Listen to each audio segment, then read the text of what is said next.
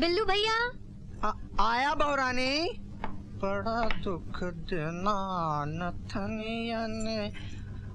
बोलिए। आप टेबल पर खाना लगा दीजिए, मैं हाथ मुंह धोकर आती हूँ। अच्छा।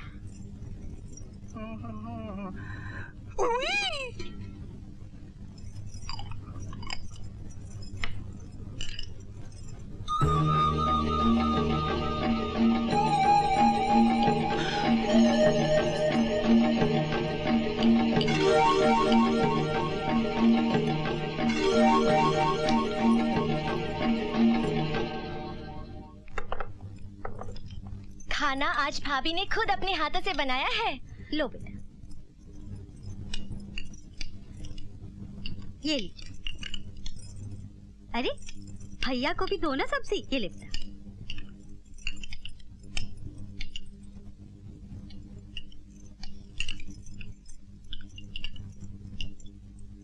ये लो बेटा। अरे रे, इसमें नमक कितना ज्यादा हो गया। हाँ? अरे बहू, तुम्हारा बस चले तो हमें जहर चटा दो।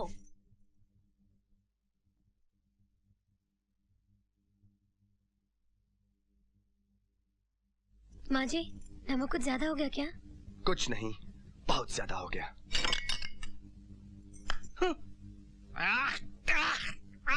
पानी दे छोटी, पानी दे जल्दी। अब क्यों जान निकल रही है? खुद ही तो बिना माँ की बेटी को उठा कर ले आए।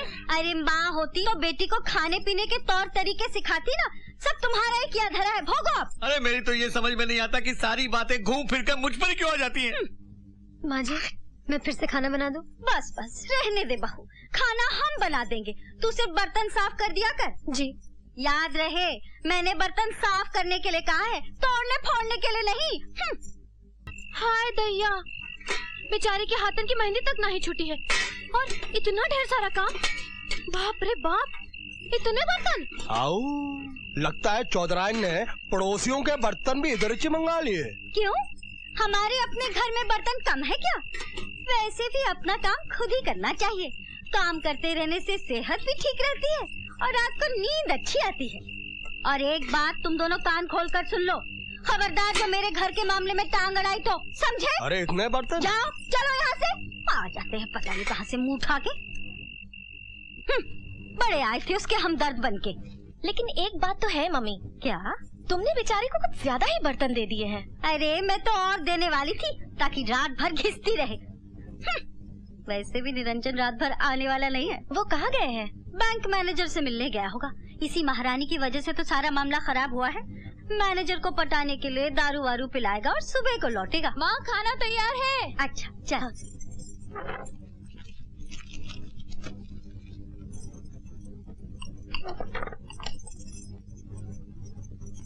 माँ, उसे मत खाना, वो कल का है और बिल्ली ने भी उसे झूठा कर दिया है। हाँ? अरे तो क्या इसे फेंकेगी? इन्हें बुरा लग रहा है ना, तो डाल दे इनकी थाली में। घूम फिर कर सारी बातें मुझ पर ही क्यों आ जाती है? अरे मेरे कहने का मतलब ये था, इसे बहू तो खा सकती है कि नहीं? हाँ हाँ, वो क्यों नहीं खा सकती, वो तो है ही जूठन खाने लायक। हाँ, उसके लिए रख दे। बिल्ली का जूठा खाएगी तो बिल्ली की तरह बेवफा हो जाएगी, तब ये घर भी जल्दी से छोड़ देगी।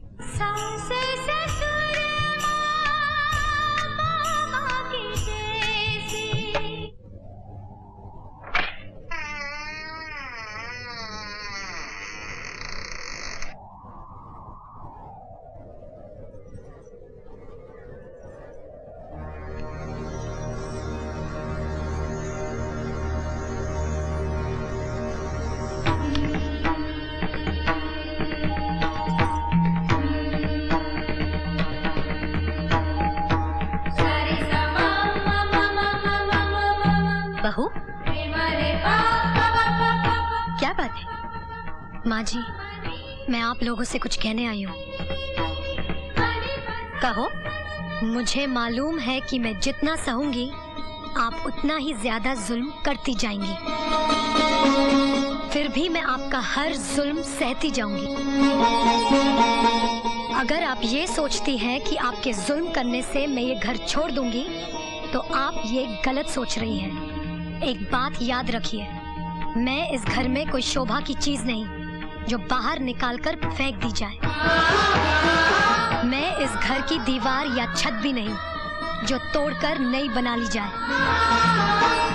माँ जी, मैं तो इस घर का आंगन हूँ जो इस घर से कभी अलग नहीं की जा सकती।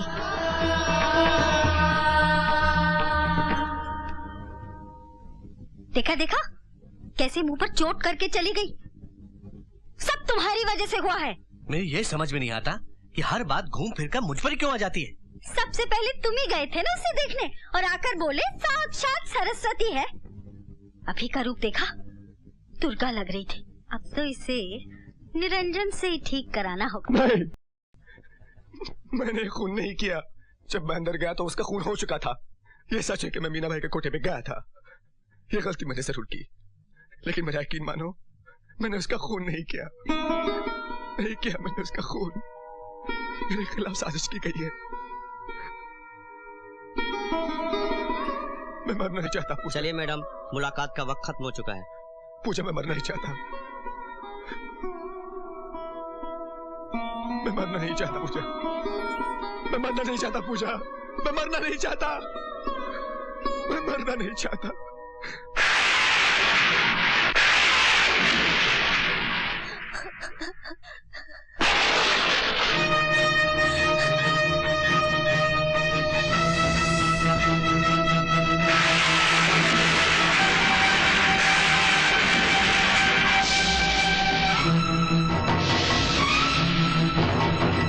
मैं चाहूं तो आपके बेटे को फांसी के फंदे से बचा सकता हूं। आइए आइए आइए आइए। आप वकील हैं? जी नहीं। जज हैं? नहीं। फिर कौन है आप? अजी, तुम्हें आम खाने से मतलब है पेड़ गिनने से? आप कोई भी हो, अगर आप मेरे बेटे को बचा सकते हैं तो बचा ले। उसके लिए आप जो मांगेंगे हम देंगे। सोच लीजिए, हम कीमत कुछ ज्यादा ही मांगने वाले हैं। जरूर देंगे। बोलिए क्या चाहिए? रुपया, पैसा, जमीन, जायदाद, बोलिए बोलिए।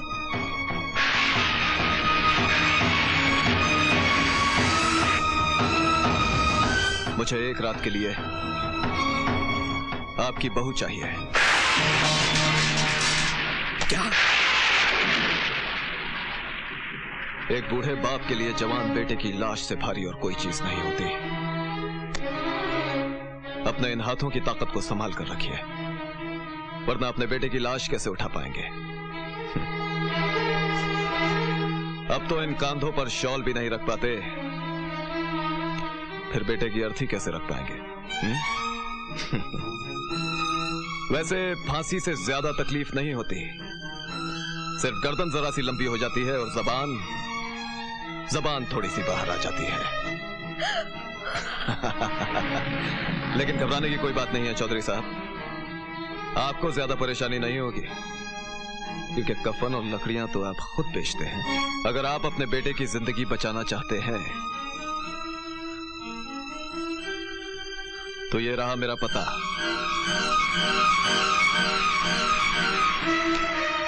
और याद रखिएगा, परसों अदालत का फैसला है और कल की रात हमारे और आपके फैसले की रात होगी।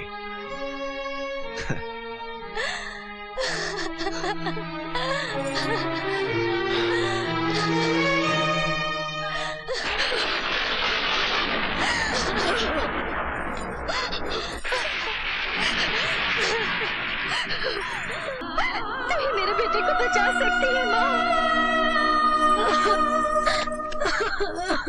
पूजा, अगर तुम अपने पति की जान बचाना चाहती हो तो एक ही रास्ता है, तुम अपनी इज्जत की बलि चढ़ा दो। तुम्हारे नहीं कहने से कुछ नहीं बदलने वाला। सोच लो, तुम्हें अपनी इज्जत चाहिए या अपने पति की जान? इज्जत एक बार चली गई तो वापस नहीं मिलती, तो फिर अपनी इज्जत संभाल के रख, मत जाने दे अपने पति को। लेकिन याद रखना, जान भी एक बार चली गई तो वापस नहीं मिलती। ये भी याद रख, निरंजन की मौत के बाद इस खानदान से जितनी भी लाशें उठेंगी उसकी जिम्मेदार भी तू होगी। सारी बर्बादी तुम्हारे हिस्से में लिख दी जाएगी। भूल गई वो कस्में जो तुमने फेरे लेते वक्त खाई थी? भूल गई? वक्त बहुत कम है, जल्दी फैसला करो तुम्हें क्या चाहिए। इज्जत या सुहाग, इज्जत या सुहाग, इज्जत या सुहाग, इज्जत या सुहाग, इज्जत या सुहाग, इज्जत या सुहाग।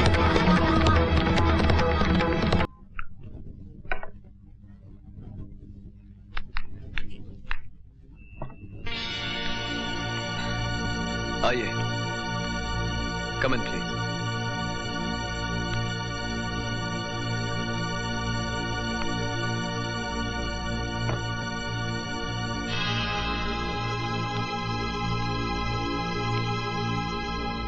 बैठिए।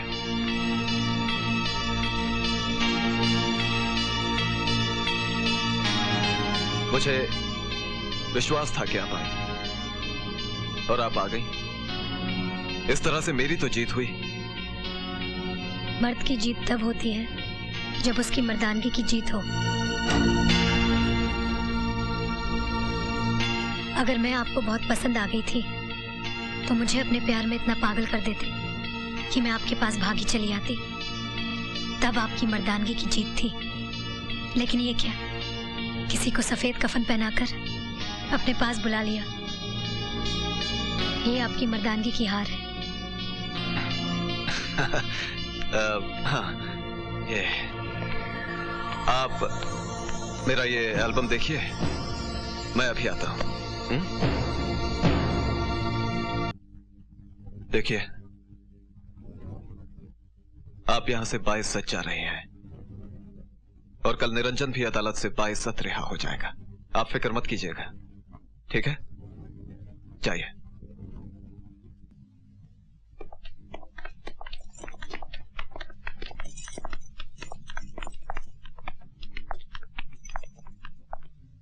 कौन था वो आदमी? कौन? वही जिसके पास तो एक रात के लिए गई थी। टुकुर टुकुर, अब देख क्या रही? गई थी या नहीं? बोल। हाँ, गई थी।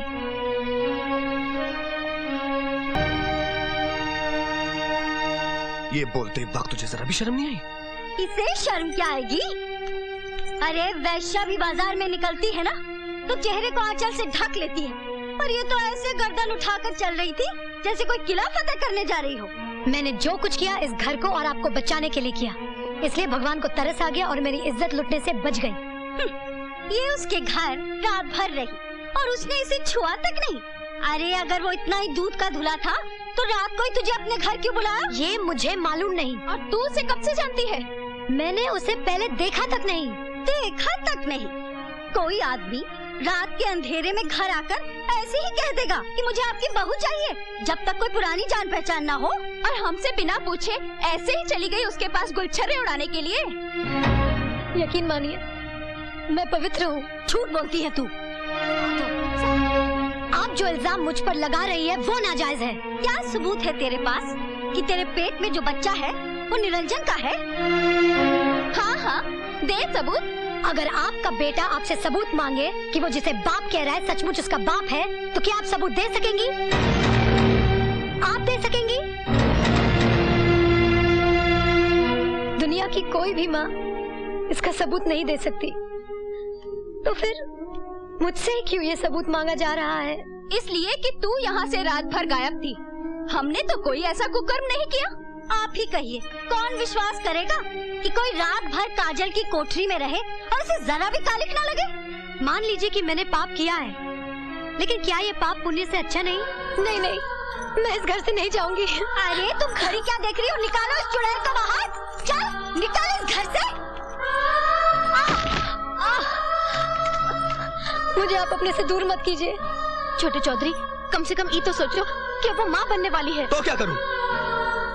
किसी और के कलंक को अपने माथे का टीका बना लो। ठीक हुआ तेरे साथ, उल्टा हरामजादी। चल निकल बाहर। उठ कुलच्छनी, कल मुही, धक्के देकर बाहर करो इसे। चलो चल। क्या कहा था तूने? इस घर से नहीं निकलेगी? निकाल दिया ना? याद रख, चौधराइन वो नागिन है जो एक बार डस लेना, उसके जहर का कोई इलाज नहीं। लगता है मैं किसी शुभ घड़ी में आया हूँ। शायद वंदना बेटी का शगुन जा रहा है? जी नहीं, ये निरंजन की शादी का शगुन जा रहा है। रास्ते से हट जाएं, शगुन को जाने दें। अगर मेरी बेटी से कोई गलती हुई हो तो मैं उसकी तरफ से क्षमा मांगने के लिए तैयार हूं। मैंने आज तक जिंदगी में कभी किसी के सामने सर नहीं झुकाया, लेकिन आज आपके सामने सर झुका रहा हूं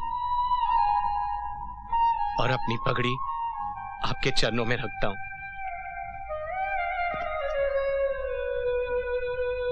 कंगाल आदमी की पगड़ी और उसके सर की कीमत खोटे सिक्के से ज्यादा कुछ नहीं होती। जैसे अत्तर को रुई में भिगोकर कान में खोस लिया जाता है ना, वैसे आप मेरी भी बात अपने कान में खोस ले। आपकी पूजा मरे तो मरे, हमें कोई चिंता नहीं। हाँ, अगर कफन छोटा पड़ जाए और लकड़ियां कम हो जाएं, तो किसी को भी भिजवा दीजिएगा, दान में दे दूंगा। चलो जी, आओ बेटे आओ। जाओ बेटे जाओ। बन्ने चलो।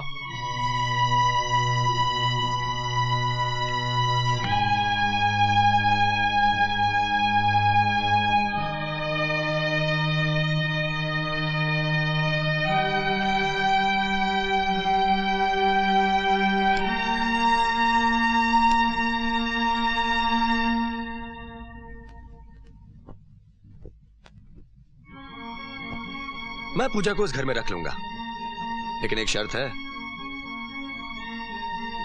नेहा भी मेरे साथ रहेगी और मेरी सेवा करेगी। इससे आपकी शान भी बढ़ जाएगी।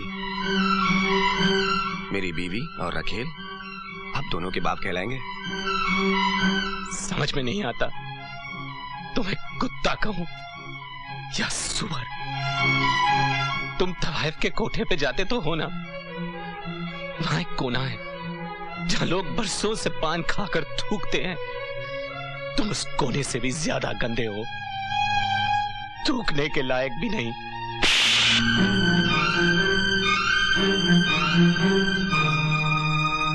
आज हमें पहली बार बेटी का बाप होने की सजा मिली है। जब छोटे बड़ों पर हाथ छोड़ देते हैं ना, तो आसमान भी इंतकाम लेने की कसम खा लेता है।